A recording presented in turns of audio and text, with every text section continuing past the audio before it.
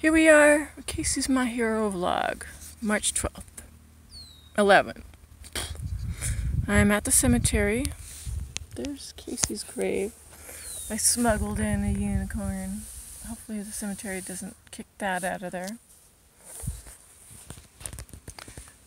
My lack of pro camera work. Today I just really want to emphasize getting the word out that people with special needs do not qualify for organ transplants. I'm going to say heart transplants to be safe, but probably I'm guessing organ transplants. When a child age 19, 5 weeks after he turned 19,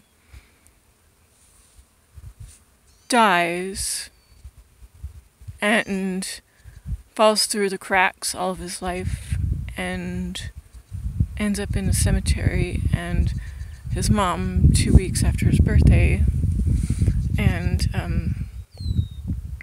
trying to get through her own stuff, has to sit at the cemetery to bring him a little something that the cemetery won't hijack.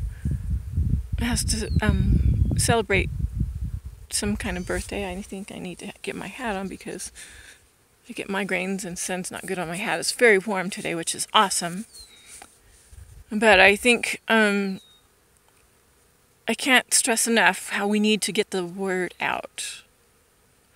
Being at the cemetery really, excuse the wording, grounds everything when a child is buried for not qualifying for a heart transplant because he has special needs. Casey had mild cerebral palsy. This is out of line. Casey was 2 months shy of graduating high school. Casey had the world ahead of him. He was just beginning life. He was bigger than life. This is out of line. No child should be rejected. No human should be rejected. This is our United States medical system. This is our... Sadly, the only way to get a heart is through somebody's passing. And I know that there's a need for hearts, and I know they need to have some kind of criteria to narrow down who gets a heart and who doesn't. I know that. And I know that there's probably lack of donors. I'm not donating until I know people with special needs qualify for heart transplants. You know, I'm just kind of... I used to be an organ donor whenever I was in high school until this happened, and now I'm not. I don't know if shade things happening or not, but here I am anyway, so this word needs to be spread. We need to get this word out. We need to scream it. We need to shout it. We need to make some noise. We need to stomp our feet on the ground, on the floor. We need to tap the roof if we can reach it. We need to make noise. I don't want your family, your child, your nephew, your niece, your mom, your dad, anybody with special needs to go without, because there's no reason for it. They're human. We're all in this together. I'm here to try and make a difference. I'm here because Casey lived. Casey's life is bigger than life for me. It's hard for me to go on thinking that his life isn't going to matter on a grand scale. Yes, it does for me. Yes, it does for his siblings and his family and his friends. I just ran into somebody who worked with him, and he said he still thinks of him every now and then, which makes me feel good. It's nice to find people that remember me because of him and tell me, yeah, I'll see something and I'll remember something. I'll think of something that he did because I seen this thing. So I really, really, really can't stress it enough to get this word out. I don't know if we go to government agencies. Maybe that's where we start. I don't know. I don't know who's in charge of the medical field. I don't know.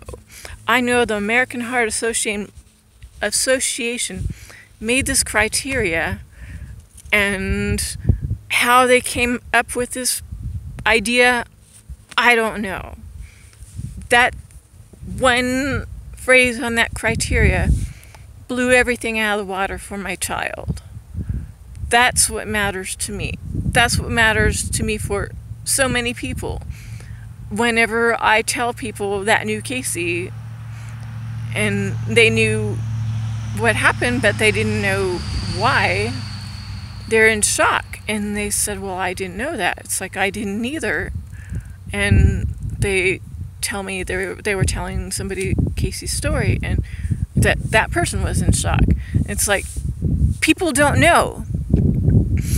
And if Casey's life matters because his passing happened the way it did, and we can make a difference because of this is what we need to do. I'm talking in circles, I think. I don't know. But it doesn't matter. I'm a rookie vlogger. I'm a mom with a cause. I want to make changes. I want people to know what happened. It's not just about my child. It's about this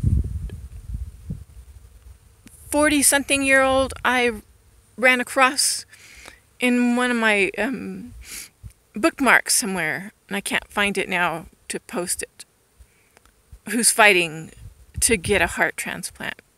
It's about a child with Down syndrome with a heart problem who is fighting for life because that individual doesn't qualify for a heart transplant in the United States. There are so many stories that the news is not talking about. It's not just my child's story. It's so many stories, and nobody's telling their stories. The parents and their family are dealing with this, but there are not a lot of people that know what's going on, and I think we need to make it known. It's unnecessary in the United States that children are going through all of this stuff, and all the medical testing that they go through, and all the scrutiny, and all the magnifying glasses that they go under, and all the magnifying glasses the parents go under to get screened for heart transplants. This individual in UCLA and I locked horns, and she judged me. She had no right to judge me. She didn't know me. She judged me on a 2-minute conversation. And she judged me and added that to, this is why this child doesn't qualify for a heart transplant, because this mom cannot do X, Y, and Z in a big city because she's from a small town. You didn't even give me a chance. You didn't even ask that question. You just took that judgment from me hopping in there, being in shock that my child had a freaking blood clot in his heart without knowing, and a routine visit turned into chaos, and 2 weeks in the pediatric ICU in UCLA. And now you're judging me because I didn't know my way around UCLA, and I don't like to drive in a big city. How dare she judge me for that? I'm a good mom. I leave doctors do what they need to do. I ask questions. I write a list of questions whenever I need to, so I don't forget something vital. Their doctors failed my son whenever they released him. A fellow, whatever a fellow is, I guess, who is a doctor who's just about to go private practice or whatever, failed to prescribe my son a prescription that he needed. And I questioned her about it, and she glazed over and she didn't prescribe it. And then weeks later, when my son was life-flighted for his last flight to a hospital, I was scrutinized because I was neglecting to give my son this medicine that he needed. I told them this doctor in UCLA didn't prescribe it, and I asked her why she didn't, and she glazed over because there were so many prescriptions that were being sent home with him, and she was probably overwhelmed. I asked her if his heart was getting stronger. That's why she didn't prescribe the digoxin. And she didn't have an answer. But she didn't prescribe it, and she didn't double check why. She just didn't prescribe it. And yet I was getting questioned as a mom abilities, why I didn't check, why I wasn't giving my child this prescription. That burns my butt because I didn't have the power to give him that. If I had the power, I would have given it to him. But they wouldn't give me the prescription. I trusted this stupid doctor. I'm not saying all doctors are stupid, but this individual didn't have her ducks in a row. My child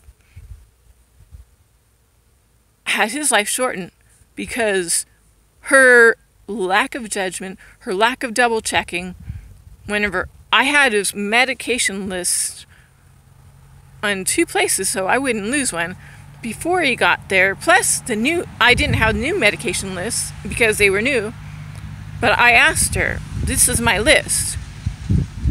Are we still going by this list?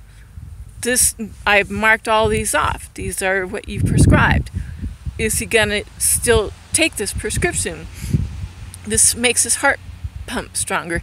Has his heart gotten stronger since the blood clot?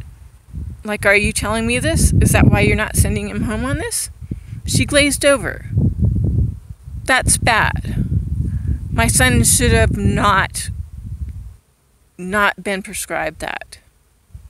Now, woo, go bye. Go be bye. Thank you. Holy mackerel, that scared me.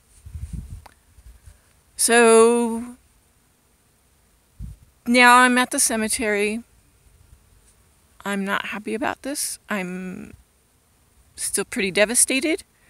And maybe he would have not lived till he was way older. We don't know. Maybe he would have been diagnosed, if he would have been diagnosed younger, maybe he would have had a longer life. Maybe he would have been on medication and his heart would have been stronger if he were younger throughout his life, and I would not be sitting here at the grave, and he would be doing something with his life as an adult.